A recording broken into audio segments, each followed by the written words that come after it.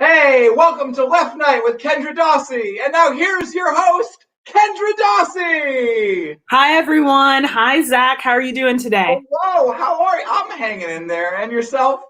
Also hanging in there, maybe by a thread, but who knows? Yeah, just like the kitten on the poster, right? Hanging there? Oh, yes. Yeah. Everyone loves that little kitten poster. Yeah. Everyone's favorite. Yeah. They put that in workplaces, which is kind of messed up when you think about it. Yeah. Like you two could be a small animal precariously dangling from a tree limb. That's basically that's Yeah, what your hey, life is. working life. Yeah, under capitalism. That is the truth. Yeah. So what's going on this week? All right, let's get into it, Zach. So, obviously, the biggest news of the last week is that Joseph Robinette Biden is officially president-elect of the United States. But the bad news is COVID cases are still rising. A considerable portion of our nation is geared up to refute election results. And Spotify still doesn't have my favorite Girl Talk album. If there's anything Left Night supports, it is mashups. As the Republican Party is ready to push Trump as supreme leader for this country, the Democratic Party in the United States is preparing by pointing fingers at one another over why they lost seats in Congress. Is it because they're too left, not left enough? They aren't nice enough to the moderate Republicans and too mean towards people who want change? Who knows? We've spoken a lot about how the Democratic Party hasn't been doing great, but it's especially frustrating in the face of immediate danger. The Democrats have positioned themselves as a foil to the Republican Party, but in truth, there's a lot of groups that fall under the umbrella of not that into fascism. So there's bound to be some infighting. But the people at the front of the party still control most of it. Despite overwhelming popular support for some basic ideas that aren't even too radical, like universal health care, right to abortion, and legalizing marijuana, both corporate parties are still setting the standard for political participation and discourse in the US. I mean, armed enforcers of state laws randomly shooting people, and especially Black people, doesn't help society's problems is considered a treasonous statement by so many elected officials. After a decade of pro-immigration, pro-union, environmentalist, and abolitionist organizing, the best the Democratic Party could do to bring people into the fold is have gender-neutral slumlords and drone operators. To get anything done, we should really have a third party. No, not the libertarians. They're embarrassing. It seems like their main drive to organize is a chance to do cocaine with a 13-year-old without getting arrested. Here's some tips on building some non-corporate party power. First thing is, don't give money to the Democrats or Republicans. Like, yes, Stacey Abrams is important and AOC has really nice outfits, but for the most part, if you're going to donate money, you should give it to organizers on the ground or mutual aid funds that actually do things instead of try to be friends with Nazis. Second one is kidnap your boss and throw a brick at his car. No, just kidding. For legal reasons, that is a joke. First, you should form a union, get protections in your workplace, and then, only if you need, kidnap your boss and throw a brick at his car. If things improve in this country, it's only going to be through labor solidarity. So a lot of people will say any expansion of welfare is socialism because they're pansies afraid of poor people having something. Socialism has a few different definitions, but whenever Trump says Joe Biden is going to usher an era of communism, my thought is, bitch, I wish. Unless there is someone on C-SPAN talking about the dictatorship of the proletariat, they aren't actually talking about socialism. You know, Kendra, you bring up a very good point that in this country, it doesn't seem like there's a sure idea of what socialism is. It seems like people sort of just say whatever they want to say is socialism. You're so right, Zach. You are so right. Which brings me to my new game show that you are the first contestant on called Ooh. Is It Socialist? Oh my According God. to somebody on Twitter.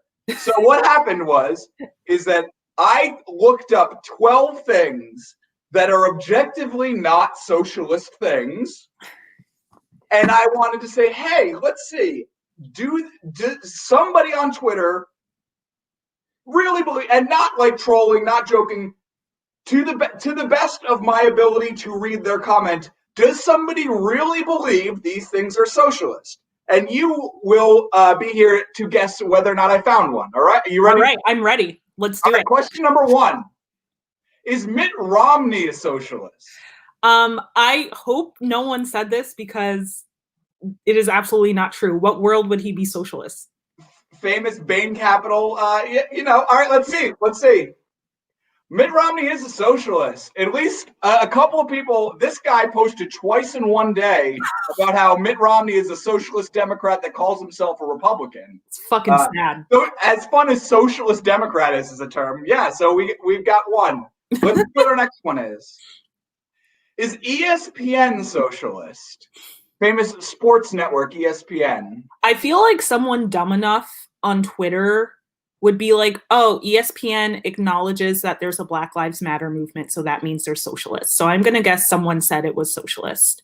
You would be correct. In fact, ESPN had a ton of people for the last decade saying that this Disney property is in fact socialist propaganda. You wouldn't know this as a non-sports fan, but there is a large contingency of people who think that ESPN is socialist for some reason. In fact, their previous the previous head of the network got fired for what was probably a substance abuse issue. But if you ask people on Twitter, it was because he had too many social justice ideas for the network. Social justice idea, like putting a line of Coke up your nose, of course. Right. Yeah. And to be clear, I wanted, because I thought ESPN was too obvious, I tried to find like somebody saying Food Network or Cartoon Network or something, another channel. Yeah. And I could not. ESPN, though, people think is socialist. As someone said, it's the entirely socialist propaganda network. Amazing. Yeah. I'm just here to watch slam dunks. I don't know about you. All right, let's see what we got next. Is Warren Buffett a socialist? I hope no one would say that. No one said that, right? Let's see. No, nobody thought Warren Buffett was a socialist. Thankfully, the former richest man on the planet, who is still very rich, is not considered a socialist. Wow, who would have guessed? Let's see what's next. Is Jimmy Buffett a socialist? I could see someone saying Jimmy Buffett's a socialist. He's the Margaritaville guy, right? He is. Which is very funny to me, because if you have sort of like an international socialist perspective on things, like Jimmy Buffett is the ultimate colonizer music to me. It's just about going to somebody else's paradise and getting drunk and causing a nuisance for them. Yeah. Like I would like to hear a Jimmy Buffett style song from the point of view of like the guy who works at the resort he's staying at, who has to clean up after his drunk ass. Yeah, like that song would just be like, there's a sunburnt old white man who keeps falling over. Right. They so annoyed. Yeah. But to be clear, it was because he was advocating for the Democrat running for governor in 2018. That's the only reason he's a socialist. And if you can see there, a socialist and an advocate of lawlessness. Obviously, because if you have too many margaritas, that's illegal. All right, let's see what's next. Was Calvin Coolidge, president from the 1920s, a socialist? I feel like someone probably did say this, because I think a lot of people are like, oh, if the government does things, it's socialist. The more things the government does, the more socialist it is. So I think someone misguided online probably said Calvin Coolidge was a socialist. Okay, let's see. No, a rare moment of sanity from the internet. I could not find somebody saying Calvin Coolidge was a socialist. Okay, all right. Thank God. Right. I have more hope in humanity. Let's see what's next. Is Gwyneth Paltrow a socialist? It looks like Gwyneth got us on the copyright of her image there. Obviously, you need to copyright a blonde white woman. That's very rare. It's very unique. People are trying to steal that all the time. I feel like someone said she's socialist just because she advocates for like putting crystals in your pussy. Yes. Well, I mean, yeah. To be fair, Karl Marx also advocated for putting crystals. Yeah. That's what Das Kapital was about. It just putting rose quartz up in there. That's how we. All right, let's see whether or not we got somebody. No, could not find somebody saying he was that Gwyneth Paltrow was a socialist. I was surprised too. I thought I would find one on that one. Yeah, because she's like vaguely Democrat and very like woo-woo. She probably isn't even that Democrat, but I feel like when people think of like wild liberals, they think of like Gwyneth Paltrow's products. Oh, there she is. Okay. There she is. In case you forgot. Copyright your face, Gwyneth Paltrow. All right, let's see what else we've got. Oh, here's a good one. Was Osama bin Laden a socialist? Okay. I'm going to say that someone did say that Osama bin Laden was a socialist, but I want to be clear. The only thing that Osama bin Laden has in common with people in Left Nite is that we both dislike America and love Lady Gaga, but we do not support Osama bin Laden otherwise. Yes. I feel, okay, so like, he was famously was supported by the United States for his anti-communist, anti-communist, beliefs. Yes, so, we gave him lots of money when he was fighting against the Russians. Yes. And then he was like, you know what? These other motherfuckers also suck. And then we were like, slow your roll. But again, we both love Lady Gaga and dislike America, but that's where our similarities end. I do not think Osama bin Laden is socialist. Probably someone online said he was because he just has like a Muslim-y beard. Okay, let's see. So the answer to this one is kind of. Okay. Because I couldn't find anybody deliberately saying this, but I got linked to this tweet from like well-known conservative loser Matt Walsh, who says here, when someone tries to tell you right-wing groups have killed more people in this country than any other terror group, remember that they arrive at that number by arbitrarily excluding the deadliest terror attack in American history. It's special pleading of the dumbest variety. And he goes on about that, about how right-wing terror has only caused the most death in this country if you exclude 9/11. Which is... So he's insinuating that Osama bin Laden is left, but he never actually says it because I think even he knows that would be stupid. Yeah, Osama bin Laden has more in common with like Amy Coney Barrett or whatever her name is than like any Democrat, honestly. For certain, other than some of the older Democrats who probably were involved in his original arming. I mean, he has probably stuff in common with them. But so we're going to give him maybe. By the way, there were a lot of people saying Obama bin Laden is a socialist. Found a lot of those. Oh, wow. but not many for Osama. Let's see what we got next on the list here. Is Switzerland socialist? Someone online said that Switzerland was socialist. I definitely believe that, even though they have all the banks. All the banks. Yes, let's see. So socialist, but different than the rest of these is that it was mostly liberals saying that Switzerland is socialist, not conservatives. This was my favorite that I found, a liberal replying saying, Cuba is a dictatorship that hides behind socialism. Cuba is not Switzerland. The difference is Switzerland is a socialist country. Cuba is run by an autocrat, blah, blah, blah, blah, blah. Now, if you look up, the person they're responding to starts out their message, my family fled Castro's socialist utopia, blah, blah, blah. You know, the regular pleading that they usually do. So this person is trying to convince this other person that the socialism they want is European and not, Latin American. And the person that is from Cuba has an iron cross for their picture. This to me is just a microcosm of the Democrats' attempt to win Florida. Basically. Just like trying to convince Nazis, no, we're not that type of government figure.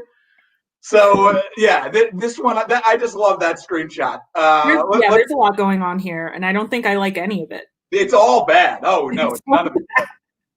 Let's see. Is Taco Bell socialist? I feel like someone probably said Taco Bell was socialist because they ran out of food. And they're like, oh, like socialist countries run out of food, just like how Taco Bell doesn't have potatoes anymore. Yes, you have to wait in a chalupa line in socialist countries. Let's see. Yes, in what might be close to as racist as the last one, somebody said Waffle House is free America, Taco Bell is socialist hell. Okay. As someone who has been in the South, Waffle House has communist tendencies. I will advocate for the revolutionary nature of Waffle House. Okay? I've never been to a Waffle House, but I see the prices on their menus, and I'm like, oh my gosh, it's nice. It's great. I could eat like a king. Yeah, you go there after you're like really drunk, and then you take an Uber there to some random Waffle House in Georgia, and then a nice lady gives you some coffee. It's great. It's a great place. I love it. All right, let's see what we got next. Are Legos socialist? Someone said Legos were socialist just because they're like Scandinavian. Well, let's say, surprisingly, no. Could not find any on that one. Okay. All right. And what do we got now? Is Dr. Seuss a socialist? I feel like someone said Dr. Seuss was a socialist. Oh my God, did people say Dr. Seuss was a socialist? I read so many takes that it actually made me wonder. I had to look up whether or not Dr. Seuss, whether I was wrong about him being a socialist. Including this clearly fake new poem by Dr. Seuss that was discovered about being a socialist. This weird libertarian saying he's going to read his kids' Atlas Shrugged and said, the only thing I could find was that apparently he did political cartoons for like a vaguely left publication, but they seemed like they were just more anti-fascist and just very racist to the Japanese. Yeah, I heard he was pretty racist to Japanese. Wow, people really imagine you're the kid who gets read Atlas, like where your parents like, hey, we have to skip over Dr. Seuss 4-year-old. I'm going to read to you Atlas Shrugged. Oh boy. Honestly, do that to your kids, because if you're a libertarian, do that to your kids, because I want your kids to hate you. And finally, we got one more. Is the female orgasm socialist? Some incel definitely said a woman getting pleasure is socialist. I believe that. Well, kind of. I found through my search, I found this tweet that through a lot of research, I found to be reasonable to believe is a real person saying 2 minutes of erection is enough to conclude the coitus and fecundate the female. Anything beyond that is perversion, degeneracy, and socialism. Okay, the word fecundate is the worst word in the English language. I've decided that's disgusting. And best I can tell, this person's like a trad wife or something. But they appear to have gone on like OAN and they appear to have done some other, like they've been published in places. But this is a real gem of a tweet that I found. God, well, I guess I love perversion, degeneracy, and socialism. Hey, the three pillars of a good society. All right, we're going to a break now. Thank you very much. We got some sponsors to talk. Hey folks, Zach here. I want to talk to you about one of our sponsors today, DNC Optics. Now, if you're a glasses wearer like me, you know how hard it is to find a pair of glasses that works for you. And the people at DNC Optics, they hear you about this, and they are seriously considering doing something about that problem. But they've got some options, and with so many options to choose from, you'll be sure to find a pair that works for you to help you see a little bit marginally better. Not too much, just a little bit. But what's going to matter is that you're going to feel better, okay? It's going to feel better to be wearing these glasses. You will feel confident and better about things, even though your life is going to shit and you keep walking into walls. And what can be said for sure is that it will be better than what you saw before. And that's what really matters, even if the improvement is just a little bit. What matters is that it's better than it was before, right? Because we're not going to say it's going to be that much better. We can't promise anything crazy like that. Come on, we live in the real world. So check out DNC Optics and be sure to use the promo code LEFTNIGHT when checking out on DNC Optics to get 5% off of your order, which will still be very expensive because DNC Optics is committed to making sure that your regular healthcare does not cover your eyes. So check them out, DNC Optics. Vision for you because we have no vision ourselves. Hi. All right, so we're gonna cover. We're running pretty high on time here. But we're gonna cover just some things that are going on. if you're in the comments now and you think that there's something we got to touch on the week, we'll try to get to it. So we're gonna speed through it. We're gonna do it. Right. COVID-19 numbers are going up very bad. Is there anything funny about that? No, we're screwed. Ben Carson okay. got it. Ben Carson got it, and I think someone else in Trump's inner circle got it. Let's pray that they only recover in death. Parody. Veterans Day. Do you respect the troops this year? I listened to anti-imperialist former servicemen, or whatever the term for military people are. But otherwise, I worked. Okay. I tried to find a place that I could pretend that I was a veteran and get a free meal. Couldn't find anywhere good. You're a silver fox, so I feel like you could get away with it. You're just like, oh, my hair is like grayish because I saw war. Oh yeah, and just if somebody's like, where's your proof? I just start like freaking out, like they don't respect me. Like, excuse me, I fought for this nation. I was in Nam. What else do we got? Do you want to touch on? I'm not going to touch this one, but would you like to tell us your gripe with Eva Longoria? Okay, so as a former ethnic studies major, I'm going to make fun of Eva Longoria. So apparently, over this past week, there's like lots of analysis, and people are like, "Oh, did Black women save this election?" Like, "Oh, the Black woman who like organized saved this election, but the Black woman who like want to defund the police did not save this election." There's a lot of like discourse, right?